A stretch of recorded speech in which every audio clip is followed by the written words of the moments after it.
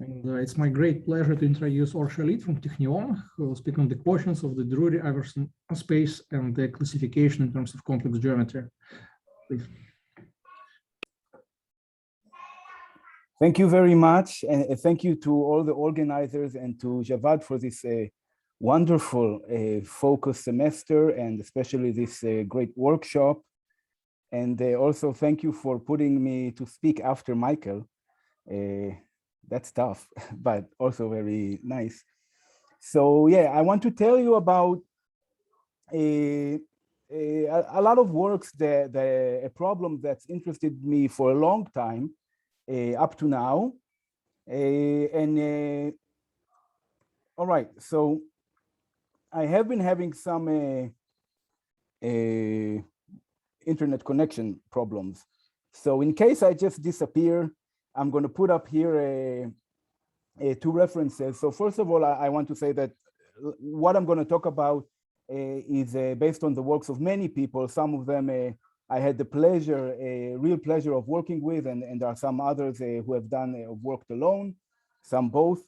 And also some people did nice work related to this in the non-commutative world, which is worth mentioning. And so if I get disconnected, I have this survey on lots of what I'm going to talk about today. And really what I want to highlight is the last paper that's naturally not in the survey, this paper with Dani Ofek, Satish Pandey, that appeared very recently. Okay, so what am I talking about? Let me explain what kind of problem I'm interested in before I explain the problem itself. So the kind of problem is best understood in the context of Gelfand's theory. So suppose that you have, look at the theorem that's a corollary of the Gelfand theory. Suppose that you have two compact Hausdorff spaces, X and Y. Then you can look at the continuous functions on these spaces, Cx and Cy, and ask, well, these are algebras, they are C-star algebras, so you can ask when they are isomorphic or when they are star isomorphic. And it turns out that they're isomorphic if and only if the topological spaces are homeomorphic. So the algebras, in some sense, capture all the topological, all the geometric information in the underlying spaces. And there are many examples of how this happens. In fact, we can say more. If there is an isomorphism between the spaces, then it turns out that there is a homeomorphism going, if there's an isomorphism, sorry, between the algebras, it turns out that there's a homeomorphism that implements it. So if we have a homeomorphism, it's clear that this implements an isomorphism between the spaces of continuous functions, but the converse is true. And that's the interesting part. So I want to, because I don't want to do any difficult technical proofs, I want to go over the proof of this thing and then explain later how we use these ideas in my context. So to remind you how this goes, maybe you did this sometimes, you gave it as an exercise in a course. So you start by assuming that you have an isomorphism between the algebras. And then we look at the adjoint operator between the dual spaces given by this formula. Taking a functional, you just precompose with the isomorphism. So the key to understanding what's going on is to note that X, the set of points, it can be identified with the maximal ideal space of C of X, of this algebra, right?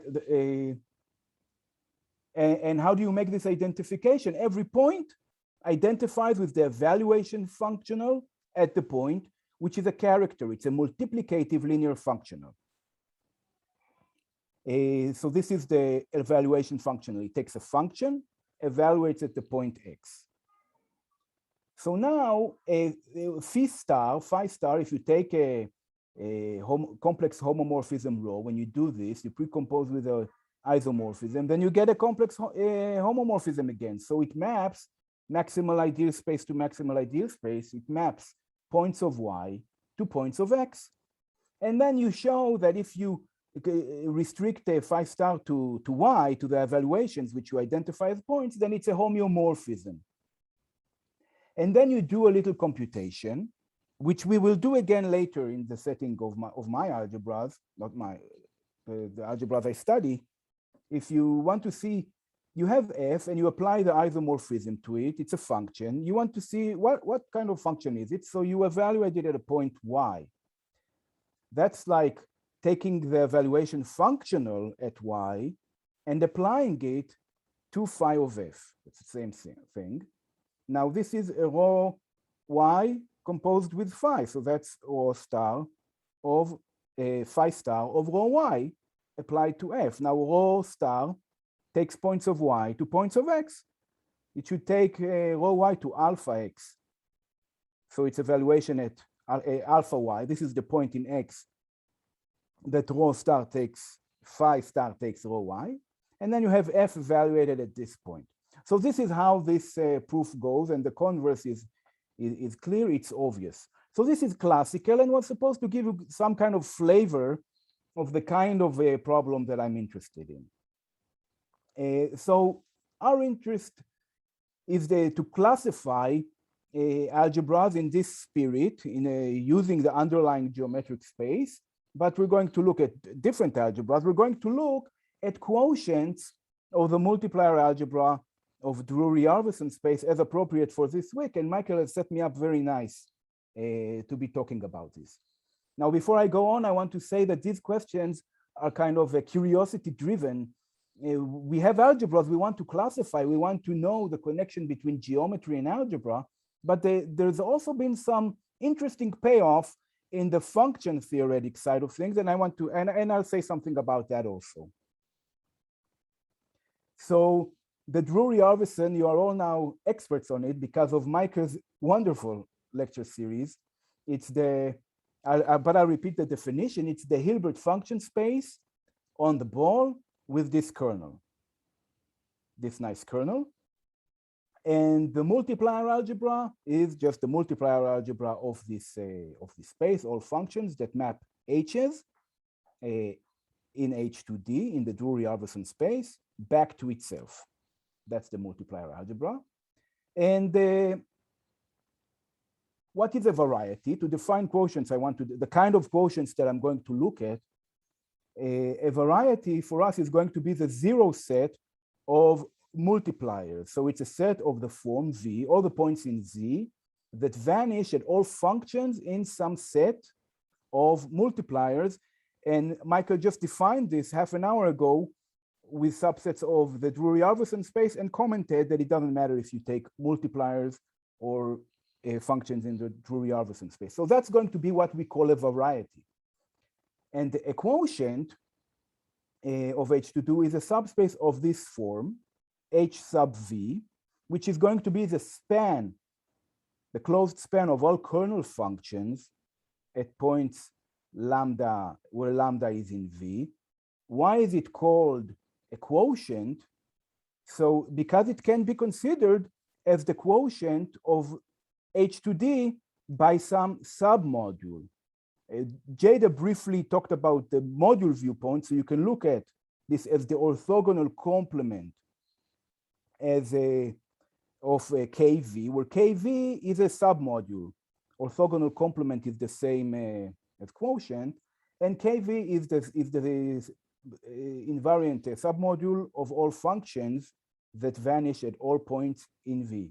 Question, is there anybody out there? Oh. Yes. Oh, great, great, great. Many people. I'm lost. Yeah, I haven't been Zooming this semester. I've been teaching in class, so I forgot the feeling. Okay, so we have quotients of the Drury-Arveson space. These are very natural subspaces to look at. They are also reproducing kernel spaces on V. And what is the quotient of the algebra? So it's the restriction of all functions in the multiplier algebra, which I denote briefly as M sub D, to a variety. That's a quotient. And it really is a quotient. It's an operator algebra. It's not just a set of functions. It's actually the multiplier algebra of the quotient space. So everything works out very nicely, and it's the quotient by the ideal of functions that vanish on the variety. So these are the players in the game, okay? And now we're not going to look at other things, but we note this theorem that Michael has just explained to us, that every complete peak space is essentially of this form HV that we are going to consider, and every multiplier algebra of an irreducible complete space is essentially of this form MV. So this is what we're talking about. This is more broadly what we're considering. So now that we have the players, what are we asking about them? So we're looking at these algebras, MV, which are the restriction of the multiplier algebra to V, and this should be here, it's a typo, it should be mult HV here. It's the multipliers on HV, on the quotient subspace. And the problem is, so suppose you have a variety, how does the geometry of the variety determine the structure of MV? And more concretely, if we have two varieties, under what conditions can we say that MV and MW are isomorphic or isometrically isomorphic? What type of isomorphism encapsulates what kind of geometric invariance? So this is the kind of question that we're asking. Okay, any questions? I can't even hear you breathe. I'm going to, it's going to block my view, but I'm going to put some pictures of your, oh, here's a, my God, I can't see your name, but someone's there. Okay. Well, I don't believe you're there. Sorry.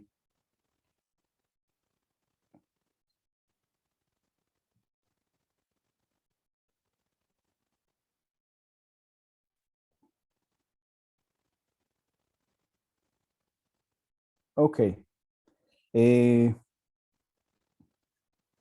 No.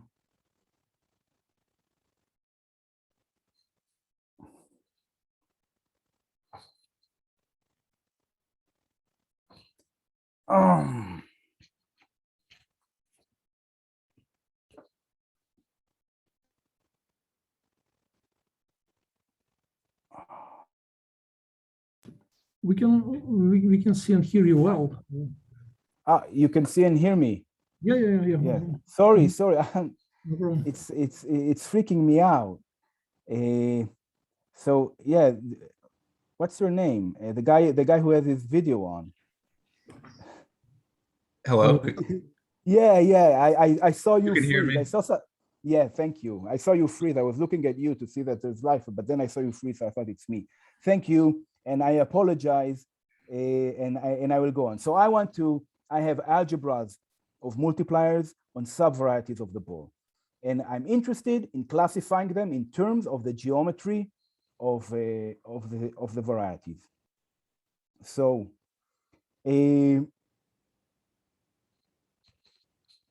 right. So the key, as I've hinted in the beginning, is to look at the maximal ideal space.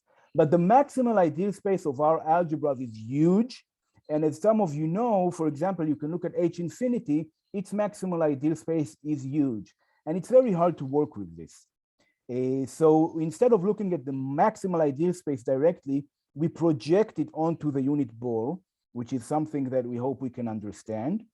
How does the projection work? We take a character, and then we apply the character to Z1. Z1 is the multiplier Z1. I'm abusing notation. Really, it's MZ1, but I'm looking at Z1 as the first coordinate function as an element in my multiplier algebra.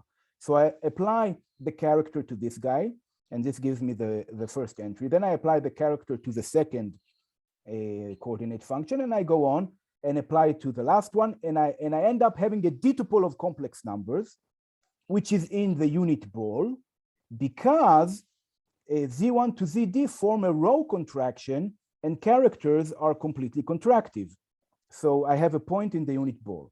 And in fact, this well, so I get lots of points, and this is hard to analyze, but for every lambda I point in the variety, I have a character that projects to that lambda, a special character that's given by evaluation at lambda. Not all characters are like this, but the nice ones are. So just to make sure, if we project rho lambda, that means we're going to apply rho lambda. We're going to evaluate it at the first coordinate function. So that's z1 at lambda, that's lambda 1. And then we get just the entries of lambda, and we get back the point lambda.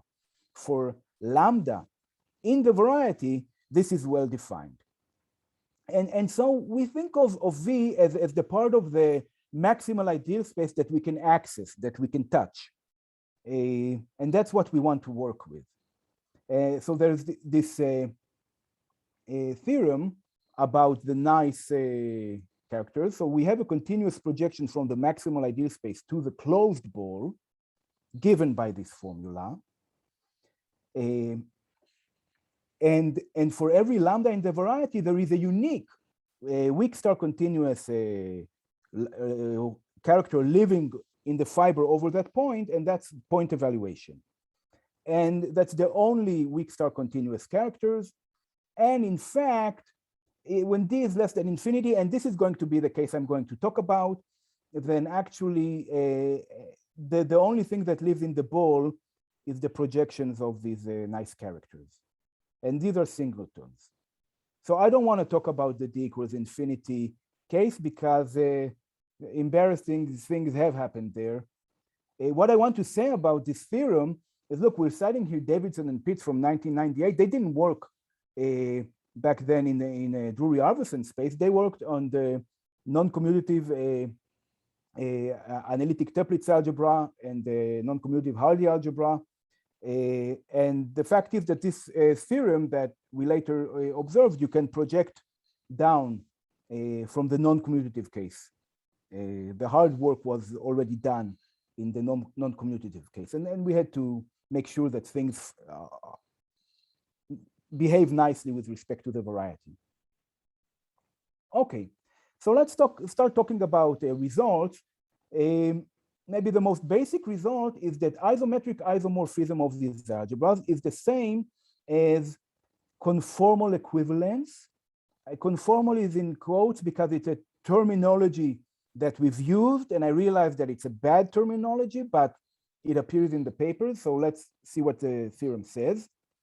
If you have two varieties, then the following assertions are equivalent. The multiplier algebras living over these varieties are unitarily equivalent. Two is that they are isometrically isomorphic as Banach algebras, or completely isometrically isomorphic. It actually is the same thing here.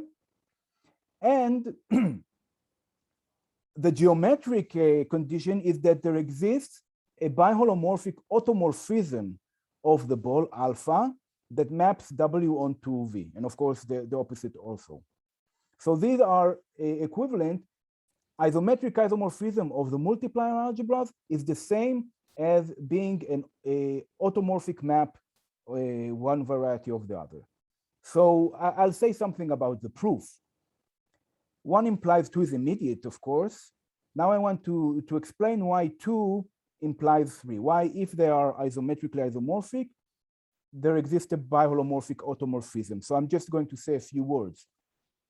So if we knew that phi star mapped point evaluations at some point lambda in W to a point evaluation at some point mu in V, if we knew that, then we can repeat the computation, the algebraic computation we did in the Gelfand theory setting. So we take phi and apply it to a coordinate function, and we look at now this is a function, right? Because phi maps between a function algebra to a function algebra. So this is a function, we evaluate it at lambda. And then we see that we repeat the same computation we did before. And we see that what we get is evaluation of the first coordinate function at the point mu. So then we see that we get a map from points in W to points in V. Mu is actually equal to the image of this lambda under this tuple phi z1, phi zd, so we can think of it as a map from d dimensions to d dimensions. So we call this alpha. Alpha of lambda is equal to mu, which is essentially phi star. So this tuple, the coordinates here are functions. This map maps this is if we knew that it maps point evaluations to point evaluations. Now you have to work to show that it does map point evaluations to point evaluations. And once you do that, you can show that alpha must be analytic. Of course, its coordinates are multipliers and that it maps to the correct place. And you can show that it's an automorphism using some things in several complex variables. So, okay, we need to work to show that phi star preserves point evaluations. I'm not going to go into that. Now, that's proving that if the algebras are isometrically isomorphic, then you get a map between the varieties. Now, if you have a holomorphic map conformal map between the varieties, then why are the algebras unitary equivalent? So in this context, it's quite easy. You just write down a unitary between the spaces for every kernel function, k lambda, where lambda is in HW, you define u of k lambda to be c lambda for a cleverly chosen c lambda, times, this is a scalar, times the kernel function at alpha of lambda. This is the alpha that you're assuming exists between the varieties. So then you show that this is a unitary between the spaces, and if you have a unitary between the Hilbert spaces, it's an isomorphism of reproducing kernel Hilbert spaces. It gives rise to an isometric isomorphism between the multiplier algebras. So I want to note that the proof here passes through the isomorphism of the Hilbert spaces, which I didn't discuss as part of our problem, but it arises as part of the answer. So what if we ask just about isomorphism of the algebras? Then we get some nice result and we get a different kind of geometry that's preserved. So we don't have a complete answer, but in the case of homogeneous varieties, we do have a complete answer. And it says that algebraic isomorphism essentially is the same as biholomorphic equivalence between the varieties. So there's a holomorphic map sending one variety to the other with an inverse, holomorphic inverse, but these holomorphic maps are not assumed to be automorphisms of the ball. So here's the theorem. If we have two varieties in the ball, now they're homogeneous varieties. What's a homogeneous variety? It's a common vanishing locus of homogeneous polynomials, things like this. Then the algebras are similar, meaning that we can, this is what I mean by similar. You have a bounded map, invertible map for which this happens. It's the same as assuming that they are isomorphic, the algebras. It's the same as the varieties being biholomorphically equivalent. And it's the same as having an invertible linear map that maps one variety onto the other variety. So I want to say a few words about the proof. Again, 1 implies 2 is immediate. 2 implies 3 is like we discussed in the isometric case and also in the Girfan series case, but we need different tricks to show that a phi star preserves the weak star continuous characters. 3 implies 4 has nothing to do with multiplier algebras or operator algebras. It's just something about maps in between homogeneous varieties. So it uses elementary several complex variables. And then 4 implies 1, which was very easy in the previous theorem, is actually very difficult here. So if we have a linear map going from V to W, we can define a map K lambda goes to K A lambda. And then you need to show that it extends to a bounded isomorphism from HV to AHW. So this is very difficult. It looks like a very naturally defined map, but to show that it's well-defined when A is just a linear map, not a unitary, it's very difficult. And so you have to call Michael Hartz to finish this up. So in the paper, we had this, the result, we first had it under all kinds of assumptions, many interesting cases, but really Michael came and did, as a master's student, the general case, and that was really fantastic, still a fantastic paper. And here too, to show that the existence of a map between the varieties implies isomorphism of the algebras, we actually go through an isomorphism of the Hilbert spaces. So I'll just say in passing, so if the algebras, multiplier algebras are isomorphic, then the reproducing kernel Hilbert spaces are isomorphic as reproducing kernel Hilbert spaces. So that's interesting in itself. Now, if we not assume homogeneous, then we get partial results. So for example, here is one partial result with Ken Davidson and Chris Ramsey. So if we have two varieties, and now we need to start making technical assumptions. So there a union of finitely many irreducible varieties and a discrete variety. The discrete part can be infinite. If the algebras are isomorphic, then one can show that the varieties are biholomorphic. And then it's natural to ask, what about the converse? Or do we really need the technical conditions? So I want to say something about this, the converse. So in some special cases, you get a converse. And a very nice result was obtained by Alpay, Putinar, and Vinnikov back in 2003. And they proved essentially, so if V, we assume that there's a biholomorphism from the disk to V. So we're assuming that the variety is an embedded disk with all kinds of technical assumptions. So it's a nice embedded disk. It extends to an injective C2 function on the closure of the disk. Then in this case, so what's the multiplier algebra corresponding to the disk? So that's H infinity. That's the multiplier algebra of H2. So really, in this case, MV for any nicely embedded disk, MV is isomorphic to H infinity of the disk. And in fact, actually the set of functions, it's equal to H infinity of the variety. So it's the bounded analytic functions living on this variety. So this was extended first to planar domains by Arcosi, Rochberg, and Sawyer, and then to more complicated one-dimensional,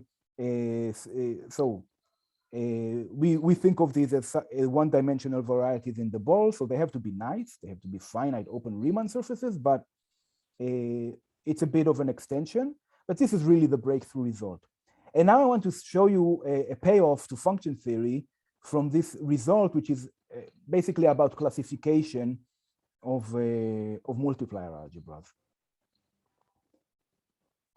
So let's work in the setting of Alpay, Putinar, and Vinnikov. This is really, that was really the breakthrough paper. So suppose you have V, which is a nice disk in the ball. Then what they showed is that the bounded analytic function on the variety that's equal to the multiplier algebra of our quotient space, which we know to be the restriction of the multipliers on the whole ball to the variety. So for free, you get this amazing result that if you have such a nicely embedded disk, then every bounded analytic function on the variety extends to a multiplier. So that's it. So extends to a multiplier. And also there is norm control. So if you ever studied a course on several complex variables, you know that it's very difficult to extend just analytic functions to analytic functions on a domain. And Henkin proved, so this, you need Cartan theorem in general to do this. And Henkin proved this theorem that you can extend bounded functions from subvarieties of the ball to the whole ball with H infinity control of the norm. So here we have more. we have a multiplier control of the norm, which of course bounds the H infinity of the norm. So it's a kind of, we get for free Henkin's result for this simple case. Of course, this won't work for non-one-dimensional varieties, because then we don't expect the multiplier to be exactly H infinity of the subvariety, but still this is very nice, I think. So you get that for the cases that it doesn't have to be disk, it can be another nicely one-dimensional variety. Now there's also a negative result. So there is a mapping, nice mapping, sending the disk to a variety in the two-ball. It satisfies everything in Alpay, Putinar, and Vinnikov's theorem, except it fails to be injective in one point in the boundary. So the variety is still a very nice disk in the ball, and it's biholomorphic to the disk, but MV is not isomorphic to H infinity of the disk. So it's a counterexample showing that biholomorphism does not imply isomorphism of the algebras. So what's going on? So I need some definitions to explain what's going on here. So we need the pseudo-hyperbolic distance on the ball. So for a point W, you can define this map, psi W of Z, with this formula. That's an automorphism of the ball that maps W to 0 and 0 to W. So PW is the projection onto the span of W, and P perp is the perp. And when you have this, you can define the pseudo-hyperbolic metric on the ball, just the Euclidean norm, the distance between Z and W is defined to be the Euclidean norm of psi W applied to Z. That's the pseudo-hyperbolic metric. It's a very useful metric for studying function theory in the ball. And just think about the case, if this formula, you haven't seen it before, think about the case D equals 1, then this is the automorphisms of the disk, of course, and this is the pseudo-hyperbolic distance in the disk. And let's go back to this counterexample. So really what we showed in the, so this, I forgot to say, this counterexample is in the paper with Ken Davidson and Michael Hartz. What we showed is that if there is an isomorphism between multiplier algebras, then the map that sends one variety to the other has to be by Lipschitz with respect to the pseudo-hyperbolic distance. So this inequality has to hold. So what we show is that the map here is not by Lipschitz. You can do that. The point is that we found here another invariant for being isomorphic. So we can rephrase the theorem of the partial result we had. So let's make a definition. A multiplier biholomorphism is a biholomorphism alpha from V to W that the coordinates of alpha are multipliers. And then I could have made this definition earlier. Actually, for varieties satisfying some technical assumptions, what we have is that if the algebras are isomorphic, then the varieties are not only biholomorphic, they are multiplier biholomorphic. That already comes out of the old proof. But we also know that they have to be by Lipschitz with respect to the pseudo-hyperbolic distance. And then you can ask what's really needed here. And maybe if you make these assumptions in addition, then maybe you get a sufficient condition for the algebras to be isomorphic. And so you can ask if the multiplier biholomorphic is MV isomorphic to MW, and well, it depends. We have counterexamples, but they are kind of in pathological cases.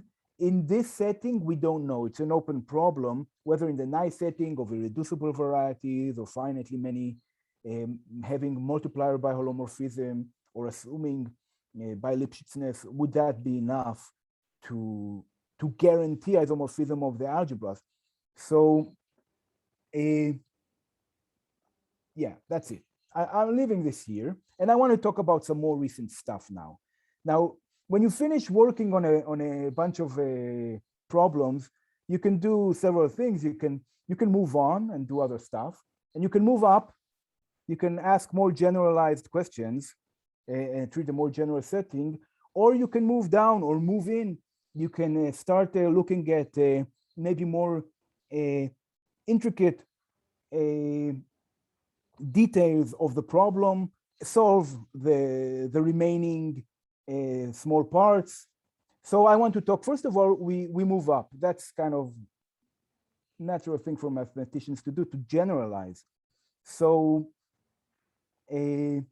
recall from Mike Drury's very nice lecture series that the Drury-Arveson space actually sits below the non-commutative Drury-Arveson space, which is a non-commutative reproducing kernel Hilbert space, which has a multiplier algebra of non-commutative multipliers, which is the same as the bounded NC analytic functions on the NC row ball.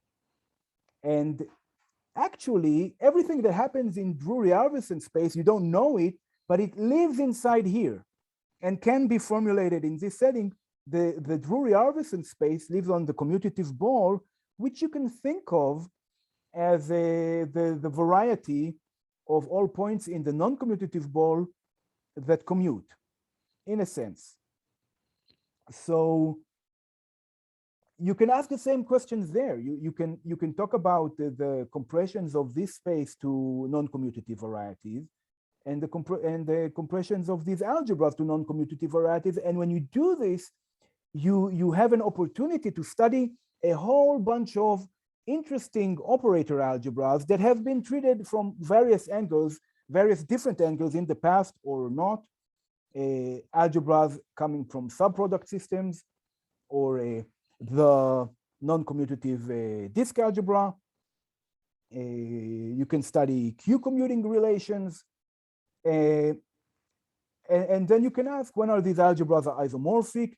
And we've done that in two papers that unfortunately have almost the same title, so I get confused between them myself. So that's one way you can take this. And actually there's some, I can't read it, I have to say, there's some profound things that you can observe when you look at the relationship between the commutative and the non-commutative world, and there are some very, very striking differences. So I leave this here because really the natural thing for me as a mathematician to do is to go up and generalize, but sometimes the challenging thing to do is to go down and go in and look deeper. So this is the really newer stuff that I wanted to get to at the end, and I see I'm going to make it on time. So this is great. Any questions? Still alive? I see someone moving. Thank you for being with your camera on. This is very kind of you. No, thank you, Professor.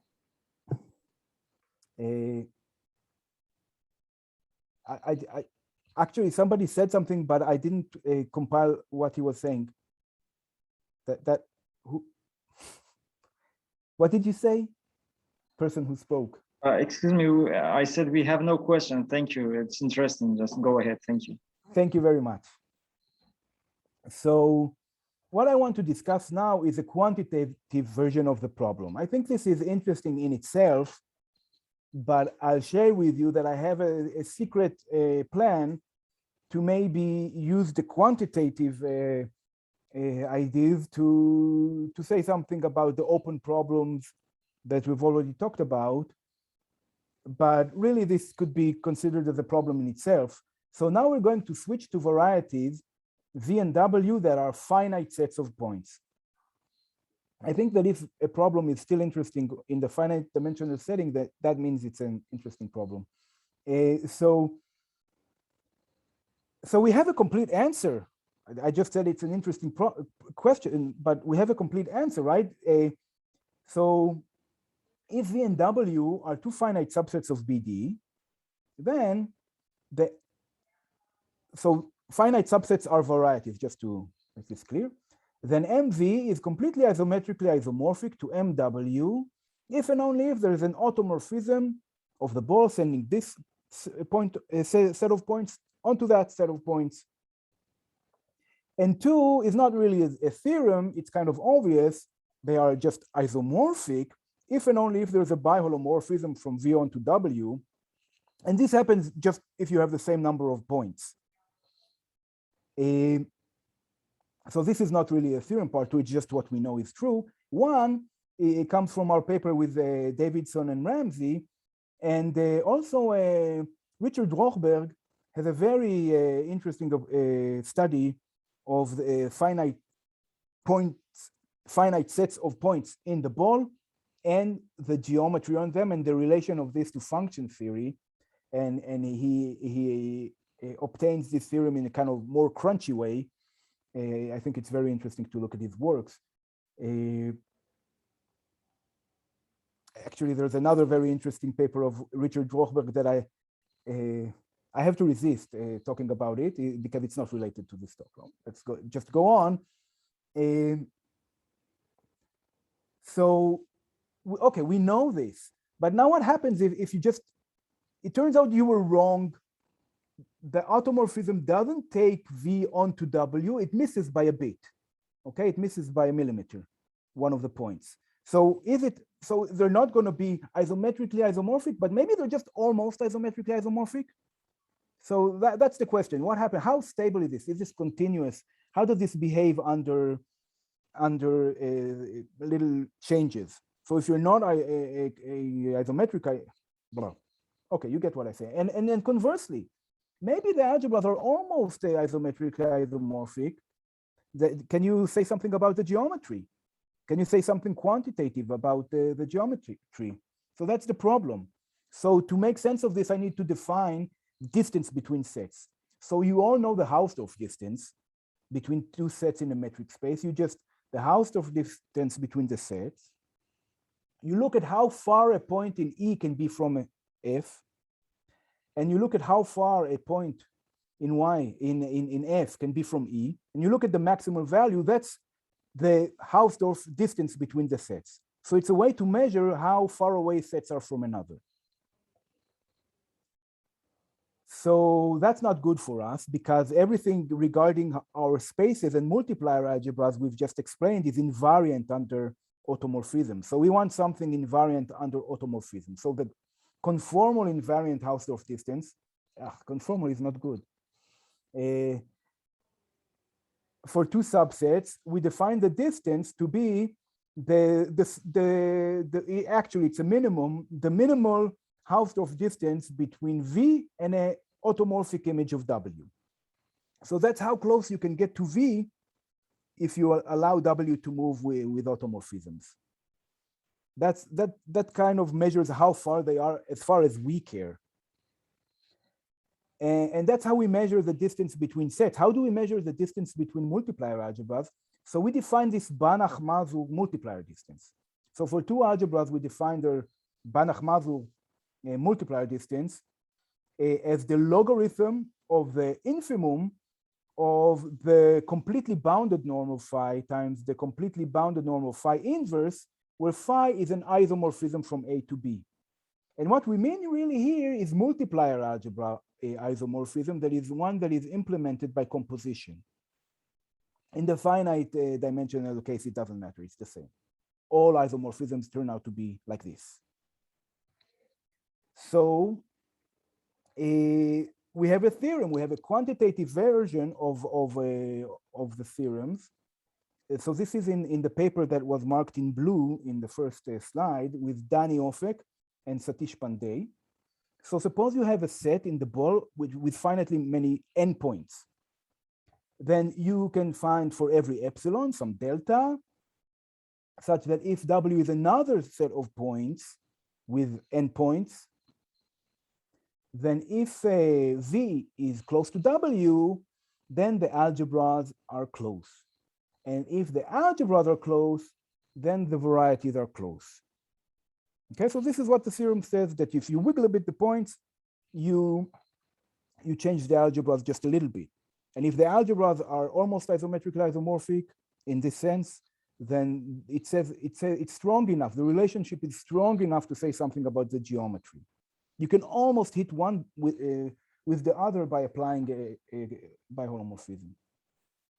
So in here, in this case, the proofs in both directions go through the Hilbert spaces. So I want to define, remember, we have the quotient Hilbert spaces lying there as well. So let's bring them into the discussion. And we needed a distance for Hilbert spaces. So for two reproducing kernel Hilbert spaces, we define this reproducing kernel distance between them to be what? It's the logarithm of the infimum of this quantity.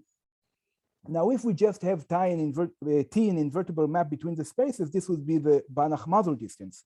The Banach-Mazur distance between Hilbert spaces is 0. No, we're only looking at maps that are isomorphisms of reproducing kernel Hilbert spaces. That is, we only consider T's that are bounded. Of course, in the finite dimension case, it doesn't matter, but T that are bounded and are given by this form. So it's mapping one kernel to a scalar multiple of the other kernel, but not assumed to be unitary. So it's not what a rescaling of the Hilbert spaces. It's a more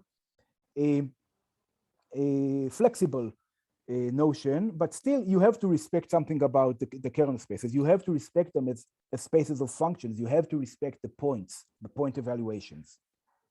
So it goes like this, where F is a bijection between the two underlying spaces of the kernel.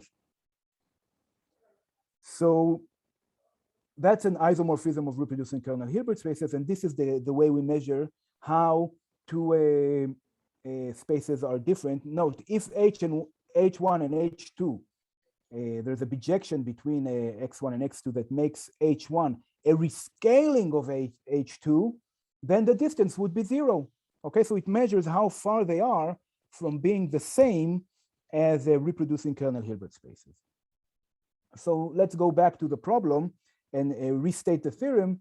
So for a finite fixed, V is fixed in the ball, and then you can show that if the distance between the sets is small, then the distance between the spaces is small. If the distance between the spaces is small, then the distance between the sets is small. Too many S's, but you see where this is going. So the spaces being close implies that the algebras are close and vice versa. Okay, the algebras being close implies that the spaces are close. I'm going to say something about the proof. Goal one is obvious, it's kind of basic. It probably works in everything reasonable. So for two, there's actually a nice idea in the proof, but you can say, well, this is probably obvious. Everything is finite dimensional. This is clear. But no, actually, it does not hold for all reasonable reproducing kernel Hilbert spaces of analytic functions, even not in the disk, even not very nice ones. It depends in the kernel in some way. And if you're curious about that, I refer you to this paper of, so even you can say, if the spaces are the same, maybe the points are, maybe the sets are congruent, then no. You can have spaces that are isometrically isomorphic and the sets are not congruent. So you can find this in the paper or very interesting paper of Dani Ofek and Gilad Sofer called 3 classification results, etc., that appeared recently. And these are 2 undergraduate students who did a project with me, and I'm very proud of their work. They did it, but you're always proud of your students. Now, this direction is really standard. Let me spell it out for you. If we have an isomorphism of the spaces that sends a kernel function to a kernel function, then it gives rise to an isomorphism between the multiplier algebras. If you just conjugate appropriately the multipliers, then you get, it implements composition. This is very nice, and that's what we want. So this is 3. And also the completely bounded norm is less than this. So you have the estimates coming from the definitions of the distance. And finally, 4 is the deepest part. I'm not going to say anything about it. It really depends on the complete Nevanlina peak property. For example, you can consider the case where the distance is 0, where the algebras are really isometric. Consider the case when the multiplier algebras are the same. For example, you have H infinity for H2, the Hardy space, and the Bergman space on the disk. the multiplier algebra is the same with the same norm, but you can't tell the spaces from the multiplier algebras being the same. So this is a tricky, and actually the quantitative estimate that we get here is quite subtle. It's the most complicated one. Its functional form is a bit subtle. So if you want to see more, you can check out our paper. It's a good place to start looking into the theory because it's the last one. And that's it. Thank you very much for listening.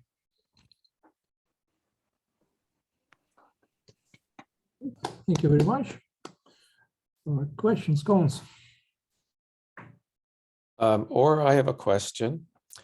So two pages back in your notes, you were taking the infimum of condition numbers and taking the logarithm to get the distance, right? Yeah. And my question is that infimum attained? Yeah, I think so. Actually, we never wrote this down, but which one? Here. Ah. Yeah. That row of arcades, the infimum, right? It's the log of the inf. No, I don't know. This one I don't know. In general, for us it's attained because we consider finite dimensional things. What about if the distance is 0? Does that mean that there's actually a unitary? Again, I don't know in general. I don't think I know in general. I don't think I knew in general. I certainly don't know, because we were really. I mean, that's a very natural question, and I don't know. For us, it's okay because the things are finite dimensional, and it's okay. But I don't know in general. Okay. Thanks. Yeah, I'm not even sure how subtle that it is. If that's hard. That's a really interesting question that we should resolve. Well, I mean, there certainly are situations that come up in functional analysis where that inf of the condition number is 1, but there isn't actually attained. So yeah, so it's not to be expected, but it's different settings. So we have to really build an example to see this. I have a question. So for the last problem about finite set, what can you say about the multiplicity? Like if the functions vanish, maybe to higher orders. I don't know. You're saying instead of just the points, you have more assumptions. You're taking the quotient by the ideal of functions, not only that vanish, but vanish to some higher order. Yeah. I don't know. Okay. Thank you. Thank you. Other questions? That actually makes sense for the entire talk. Your question, I think. So essentially, this kind of problem is like looking at quotients by radical ideals, and then it's when you expect to, right? Because you have no multiplicity, you're just looking at where it vanishes, and then that's when you expect, when your ideals are radical, that's when you expect to say something about the isomorphism in terms of the geometry. When you're not a radical ideals, the geometry itself doesn't tell you the whole story, and you need more invariance. And you can see this. Wow, that's a great question. You can see this if you go to higher levels. If you look at the non-commutative varieties, then actually this can be encoded by looking at higher order matrices that vanish. The multiplicity of vanishing can be encoded in bigger matrices as zeros, right? If the derivative vanishes, you can see this in 2x2 matrices that kill your. So you you can include the derivative of reproducing kernel as new reproducing kernels. I assume. Yeah, that's a different approach that could also be interesting. I was Oh. saying that in the non-commutative setting, there you can record the multiplicity also in a different way. Yes. Thank you. That's really Thank you for the interesting question. Other questions? Excuse me, regarding the question of Professor Davidson, if we require that the operator T has closed range, do you think the infimum is obtained, something like that? I am assuming that the operators here are invertible. So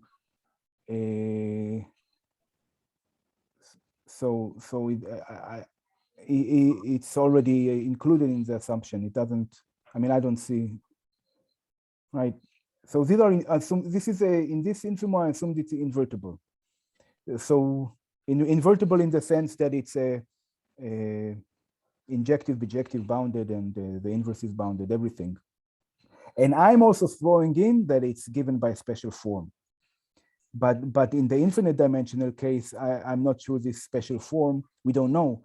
We don't have an example, but I'm not sure if this special form will make pathologies go away.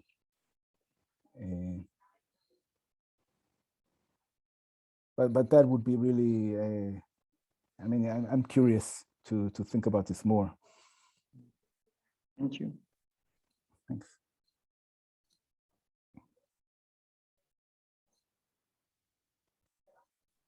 Other questions?